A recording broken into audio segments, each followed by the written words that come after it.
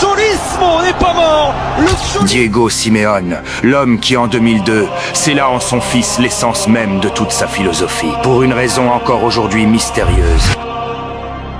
Depuis son enfance, Diego Simeone a toujours eu une vision du football différente. Pour lui, gagner n'est pas synonyme de talent ou de ressources, mais de souffrance. Les 11 shinobi présents sur le terrain doivent souffrir pour gagner.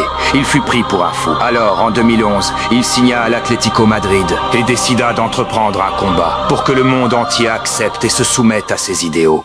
Pour ses multiples tactiques, il n'utilisait que des jutsu interdits en provenance du Alambol, dont le plus célèbre qu'il avait lui-même revisité, l'autobus Senkai no Jutsu. Un jutsu qui consiste à placer 9 ninjas dans leur propre surface et 2 autres en dehors. Les 9 shinobi forment chacun un mur de Doton, ce qui ne laisse pas le moindre espace pour l'adversaire. Des fois, Simeone positionne les 11 ninjas dans la surface pendant les 90 minutes du match. Les 2 ninjas restés devant sont appelés les tueurs. Ils rassemblent la rapidité, l'énergie et l'efficacité. Chaque contre-attaque doit être concrétisée. Les 2 sortent à l'heure de jeu pour laisser place à 2 autres tueurs. Ce poste est symbolisé par de célèbres shinobi. Diego Simeone savait surtout s'adapter à tout type d'équipe.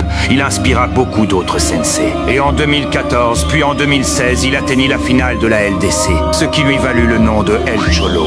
Mais 10 ans plus tard, après avoir vaincu l'antonyme de ses idéaux et maître en l'art de l'esthétisme, El Cholo est tous proche de son objectif, mais cette fois avec son arme ultime, qui remporterait cette double confrontation. Et l'heure de gloire du Alambol était-elle enfin venue?